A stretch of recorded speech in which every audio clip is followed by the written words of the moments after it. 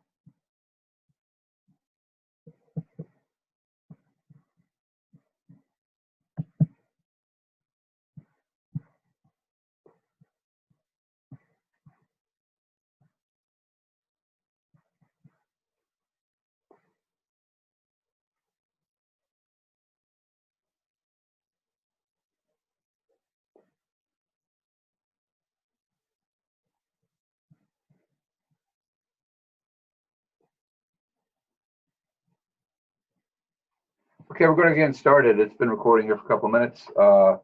Looks like I'm the only one here for now. I hope some people do join me. If not, that's okay. I will, of course, post this on YouTube so you can watch the recording.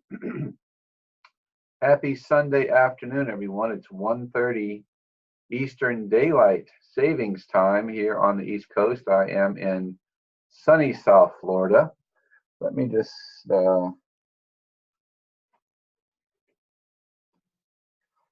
just open up the shade a little bit. I'm looking out at some beautiful blue skies, palm trees and other green trees right out the window of a different office that I'm broadcasting from this week. This is my private office. Actually, I share this with my wife. It's mostly her office, in fact. Nevertheless, we do see clients here. My wife is more of a psychotherapist. I do a little bit more executive coaching and teaching and consulting here in this office. So a lot of times actually the last 2 weeks, in fact, I did this class live, our Zoom room, if you will, from my office where I work for Broward County Public Schools. Just happened to be in that office on a Sunday doing some extra work. So that's where I broadcast from. Today, I'm here doing some work in this office. So we're going to get right into it. It's 1:31 on May 18th. I'm sorry, March 18th. And we're going to get into a couple of very important concepts that pertain to organizational psychology that probably have impacted at least some of you, maybe all of you at some point, one way or the other. I know that some in the class are managers or supervisors. Some in the class are not.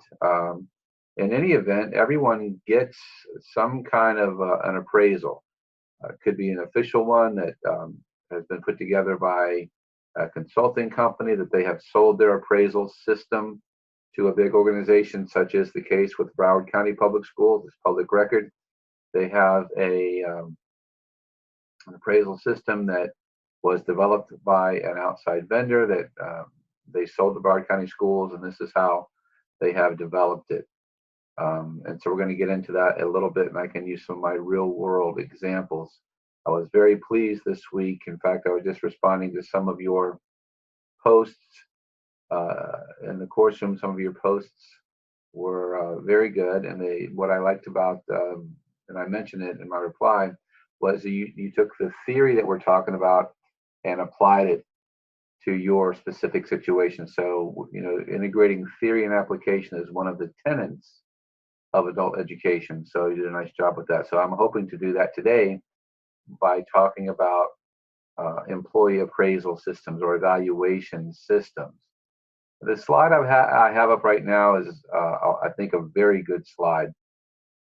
And as you've seen, if you've looked and read and looked at the presentations, that most appraisal systems aren't very good, unfortunately. And the one that I have in Broward County is not a very good one. I've spoken out against this and about this because it is pretty much everything that this slide, um, is not. In other words, um, on the first bullet here, where Cohen and Jenkins point out the importance for the objective, the evaluation to be objective and unbiased. Well, and I'll go a little deeper here than the slide does. The evaluation system itself must not only be unbiased, it must appear to be unbiased. Like there can't be any kind of appearance of impropriety, or there can't be any appearance of being biased, because that detracts from a good evaluation, and the employer will spend a great deal of time defending himself or herself that their system is not biased. So you can't have any, don't leave any room for any gaps there with your employees. And not only because of litigation and things like that, but it also helps build the culture, which is something else that we are talking about this week, the importance of that culture. So the system cannot be subjective, it must be objective. So it can't be someone's opinion of how you're doing your job.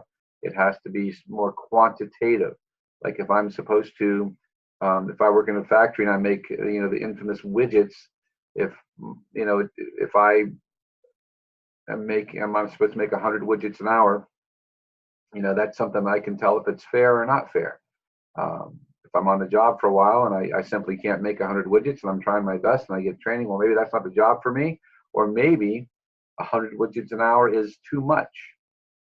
In any event, when the appraisal comes around, they will know how many widgets I made, if I exceeded my goal, if I met my goal, or if I missed my goal, and if I did miss my goal, by how much. So if I'm not doing 100 widgets an hour, maybe I'm doing 98, and maybe that's not perfect, but that's not going to get a bad evaluation. So that's objective, not subjective, where subjective would be if the supervisor comes along and says, yeah, he's making 100 widgets, but I don't like the way he's standing, or I don't like his shoulders, or I don't like his attitude. That's subjective. That anyone can say that about anyone. So you may have a supervisor that doesn't like you for one reason or another, and this may be if you're a manager or not, because everyone has some boss somewhere. So there has to be a real appearance that everything is fair. The other thing is, you can't try and manipulate or cheat the ratings to get desired outcomes. This can come in 100 different ways.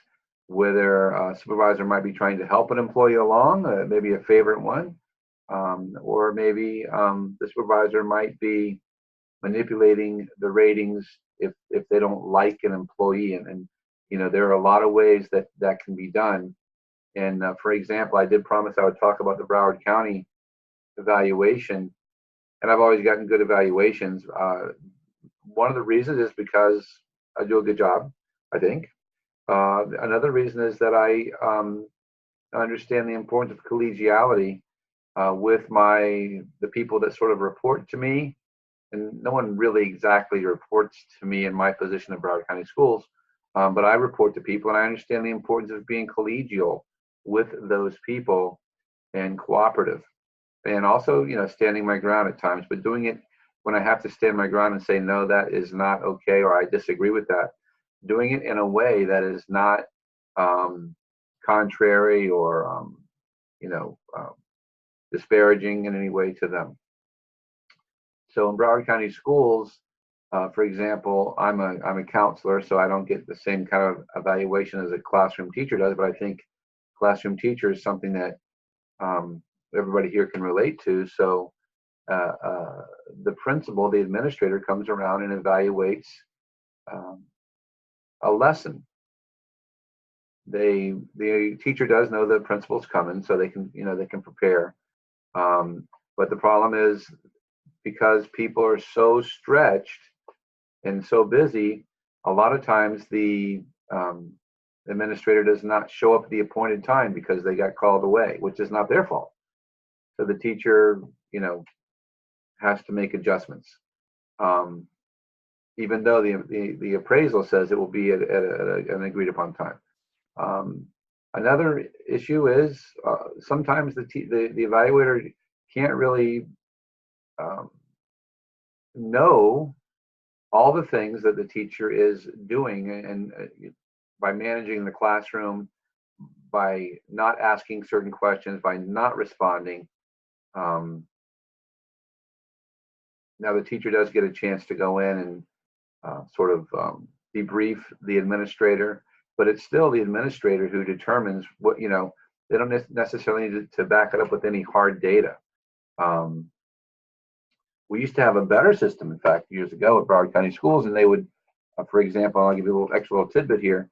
They would, if they came in to evaluate, say, classroom management, the ratio at that time, and still really is you make 3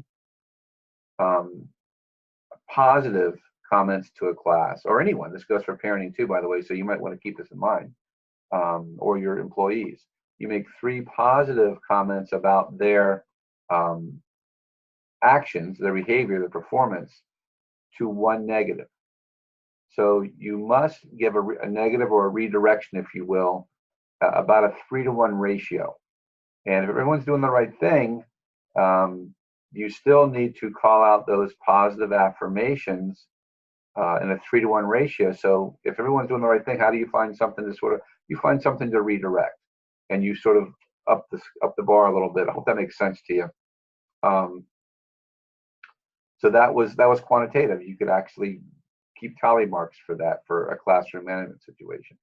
Anyway, you all have other jobs, and I'm hoping that you're able to generalize what I'm talking about specifically, that I can share, that I have intimate knowledge of, with your jobs at BMW and other places like that. I think it's Matthew who works at BMW, and I was just responding to one of his posts. I thought was very good, as the posts have been, by the way.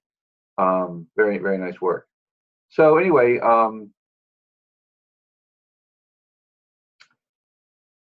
the other thing is, a lot of times there are constraints, and I can also, when I look at this, I can't help but think of the classroom teachers in my building who have a class full of kids from across America, probably, certainly across Broward County. We have 18 to 25 students in the classroom, all very, very diverse, from different socioeconomic backgrounds, cultures, different languages, if you will. We have, oh gosh, I think in Broward County there's 200 and something languages represented beyond English. Just, in my particular, I was small elementary school. I spend most of my time. There's about 11 or 12 languages besides English, of course, that kids come in. Some of them not speaking English at all. They learn. It's great. It's actually very interesting to watch them grow. But yeah, that's a constraint, that situational constraint that is mentioned here on the video, that a teacher has. They have to deal with this. Perhaps dealing with a student who speaks no English, to even a student who processes what is said in their home language. So let's say it's Spanish. So let's say the student does speak English and Spanish. If Spanish is still their main language, they're going to have to. It's going to take them a little longer to process what the directions are. So anyway, Jenkins and Cohen's here are adamant, and they're very good at what they do, and they say that a employee performance appraisal should not happen if these assumptions are not met. So anyway, I'm big on that, employee appraisals, partly because I don't like to see them done inaccurately. Where I'm at, I have a very fair administrator. I hear other stories from other people around the district, as well as in other industries, especially for big companies. IBM, down here in Palm Beach County, we used to have uh, Pratt Whitney, and we still have them, but they're just not as big anymore. So it's important. Now, when you work for, say, an insurance company, let's say your job is to sell insurance policies, let's say life insurance or car insurance, it's very easy. It's very quantifiable. There's probably, I'll go on a limb here and say less need for the kind of appraisal that you have in some of the other companies, because you know how well you're doing. You know how many policies you sold in a given month. Now, the manager may step in and provide you with some coaching to provide better information or more accurate information to clients, perhaps to sell additional policies to existing clients, those kind of things. But for those kind of jobs, and real estate's another one, that especially that are commission based, you make it or you don't. It's almost like being in business for yourself. So while there might be a sales manager there who does try and support to an extent, the proof is in the pudding, or the proof is in the paycheck, if you will. So there are good reasons for employee. In fact, there are very good reasons for appraisals, and to do away with them would be a terrible idea, because how would you know how you're doing? But it's important to set goals. It's important to do these appraisals with fidelity. So I'm not going to go much more into that. Let me see if I can. Well, let me see if this will go back or not. No, okay.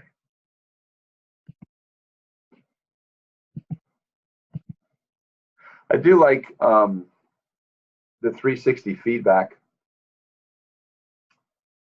If you're not familiar with it, I hope you did get a chance to learn about it a little bit this week in the reading, and I'll go into it a little bit here. This is where essentially a leader or manager will send out a survey to different people that report to him or her, or maybe even that he or she reports to, and it's a big business. It's typically a pretty long survey that details what people's perception are of that leader. In other words, okay, do you get clear direction? A question might be like, do you get clear direction from your boss? Does your boss, do you feel supported by your boss or your leader? And then it asks, again, it's very long, so it asks these questions a number of different ways. Does your boss give you informative feedback? Which I want to talk about. That's one of the things we'll talk about in just a minute. Those kind of things. So the 360 feedback is a wonderful tool. I wish I saw it used more often. And it costs a little money, but it's definitely worth it. And I do wish that I saw it used more often. So let's get to the heart of the matter, though. Let's get down to what really, really counts here. So as you go on in your career, feedback is important. In fact, feedback, we talk about motivation as well. So this is right here. This is almost all the things I've said before, kind of academic, and I've shared some personal stories, and hopefully you kind of got what I was promoting, if you will. I'm not sure I was 100% clear, but hopefully you'll be able to generalize that. The real heart of the matter for you as you go forward, and we talk about motivation this week as well. One of the best, and perhaps the best motivator, or maybe a better way to say that, is the best way to cultivate intrinsic motivation. One of the best things a boss can do is provide, listen carefully, informative feedback. Informative. I can't overstate the importance of informative, the word informative feedback. Now, before I go on with that, I did say intrinsic motivation. There is extrinsic motivation and there's intrinsic motivation. We want our employees to have intrinsic motivation, because that means they do it on their own. They do it without being told most of the time. They don't do it for a paycheck. They don't do it for a bonus. They don't do it for a raise or a promotion. They do it because they enjoy doing it. They see the value in it. They see the purpose in it. And they would pretty much do it anyway. I mean, if they were independently wealthy and whatever have you, all their bills were paid or whatever have you, they would do this because they believe in it. They believe in the company's mission. They believe in their job and their role in that mission, because they're inside motivated, intrinsically motivated, as opposed to extrinsic motivation. Now, we use extrinsic motivation from time to time, and I'm not one to say it's never good and it's bad and it's evil. It's not my favorite. It's not the preferred. But we offer bonuses. We have sales contests. We do offer promotions. We do, talk about raises and things such as that. And there's a place for those. So let's use, sales as an example. We're going to have a company comes in, the manager comes in, the company says, we're having a big sales contest for, if you sell, let's say cars, if you sell, 30 cars this month, you're going to get a $1,000 bonus. If you sell 25 cars this month, you're going to get a $500 bonus. If you sell 20 cars this month, you're going to get a $100 bonus. So those things will get people going because they say, hey, wow, $1,000, that's a nice weekend trip for my family and I to Disney World. We have a really big time. But that requires a cost on the company. That requires the manager to manage that and talk about that and remind employees of that. And then after that month is over and the bonuses are given out, either the salespeople made it or they didn't, the motivation then is gone, isn't it? Where'd the motivation go? Because now this month, if there's no contest, I may or may not shoot for 30 cars. And again, this is something that's done inside. So that's extrinsic motivation, outside motivation. Intrinsic motivation means I'm going to do it because I believe that a family should have a reliable, safe car. I'm going to do it because my company stands behind its products.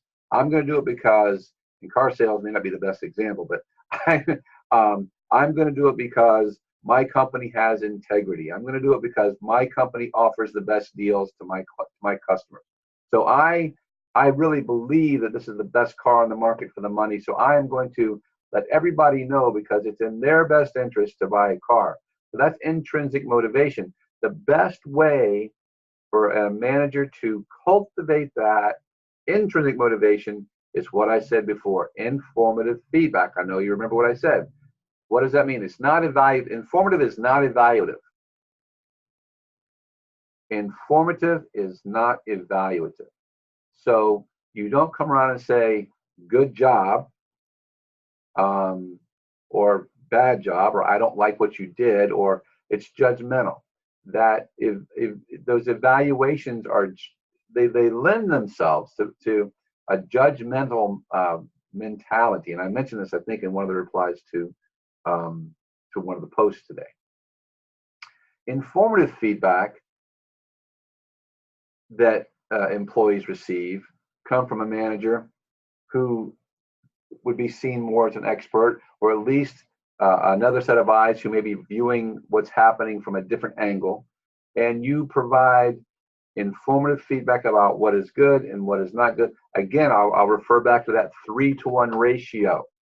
So you provide informative feedback. It's not about the person. That's another very important concept here. It's not about, but it's about what they did. You can have a very good day one day, and you may not have a good day the next day. You're still the same person, but what you did on day 2 was not the same as day 1, and that's going to impact a lot of things. Your sales, for example. So informative feedback might go something like this. I really like how you took the time to listen to Mrs. Jones when she had a concern and you didn't interrupt her until she was finished. That's something somebody did. That's not who they are, but that's something that they did, and that's positive. And telling an employee that gives them information that says, okay, that was a good thing. So in the future, I will remember that, And when someone has a concern, I will listen intently until they're finished before I reply, which so often doesn't happen. If you look around, you know. Another informative feedback. And again, more on the corrective, okay? I think that if you had offered Mrs. Jones, going back to cars, for some reason I'm thinking about cars, so I think about the car. I think that if you had offered Mrs. Jones the service package, she may have appreciated that. So now, again, informative. You didn't offer Mrs. Jones the service package. Oh gosh, yeah, you know what? I either forgot it or I assumed she didn't want it. I should probably remember to offer that and let her make the decision. That's informative feedback. So that motivates people, that you're not judging them. They feel good about that. And again, if it's a 3-to-1 ratio, they'll pick up on all the positive things that they're doing, correct the negative things or the unwanted or the areas of development. So that is the best way to cultivate intrinsic motivation for your employees. Give them information on how they're performing, not who they are, not what you think of them, but and not even evaluating their performance. You're only providing information. You're not even evaluating their performance. You are providing them information, informative feedback. Remember those 2 words, okay? That concept, that term, informative feedback. Okay, that was really, I mean, there's 100 things we could talk about today, but I feel pretty good because I did want to really impart that.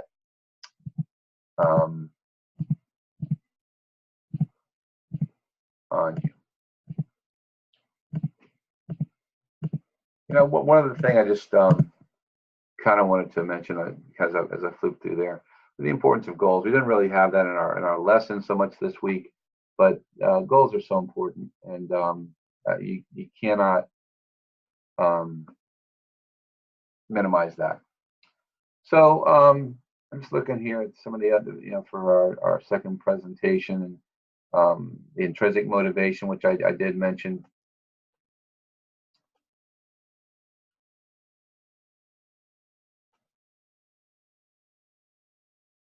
You know,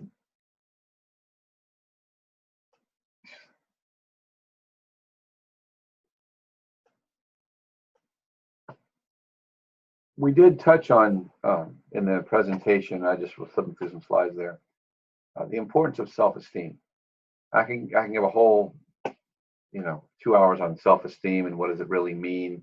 Is it what they talk about in pop culture and psychology today, or is it something, you know, is it more valued? Is it biblical? Some people say no. I think if you look at it the right way, it really is, because we esteem each other. But again, that's a whole other hour that goes beyond the scope of this class and certainly of this lecture. But one thing that we really can't argue with, it's agreed upon. People with high self-esteem do perform better. So if you can do anything to raise the quote unquote self-esteem of someone, again, going back to the intrinsic motivation, you are helping them in many, many ways, in addition to helping your company or your group, if you're a manager, or even if it's a colleague of yours, to find ways to esteem them.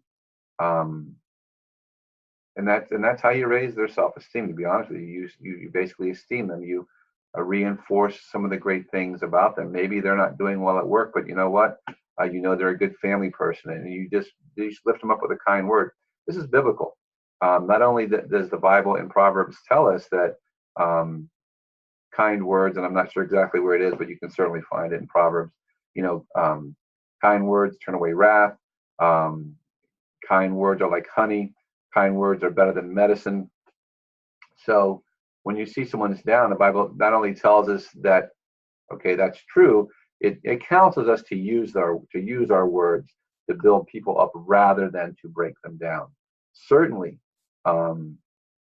using words to break people down does have the potential, very real potential, likelihood to bring them down. We see this with kids when they call each other names and things like that. It's just as real with adults.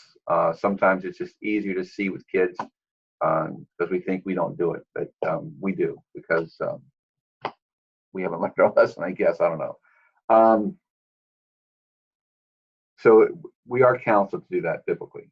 And as I mentioned, I think in one of my replies, you know, conducting business with Christian values is the right thing to do. I think as Christian, and I am, you may or may not be. I think most are, but you don't have to be a Christian to take classes at Central Christian College. But you know, I've been doing this for a while, and I said that many times I love the field of organizational psychology, and all the great ideas, all the great concepts that are talked about, they're biblical. There's no question. If you follow biblical principles, you will also be following very sound business and organizational practices from a scientific standpoint. There's no question in my mind. If you feel differently, or if you're curious about it, by all means, get the Bible. Proverbs is really where to start, but not where to end necessarily. If you look at organizational psychology and things, and then then pick up some business books and see if there isn't a match there, and then see which one was written first. So anyway, I won't preach to you, but those are definitely my feelings. So yeah, the importance of self-esteem cannot be overstated. I did hit on the main things there. I was hoping for some folks to join us. Okay, if you didn't, we're going to go with let's go with a Bible text. Let me see.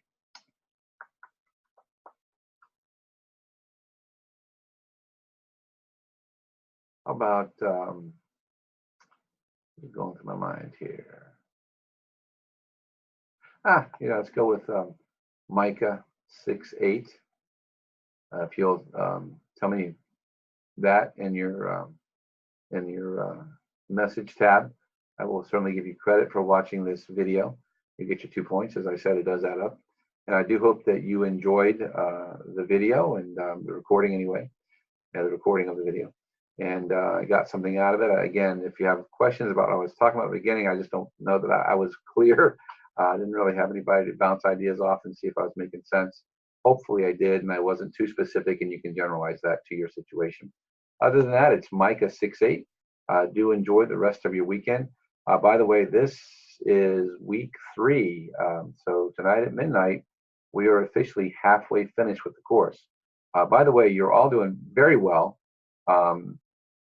Been a couple of late assignments, but nothing to lose sleep over. I definitely appreciate that as your professor. So keep up the good work. Yeah, everyone is got a nice GPA here, which, believe it or not, I prefer. Most professors do. Makes our job a lot easier, which isn't necessarily the main reason I like it, but because I feel that people are learning, and that's the most important thing. So I'm grateful to you. Keep the faith, and know that Jesus loves you. I will be talking to you in the course room. All my best.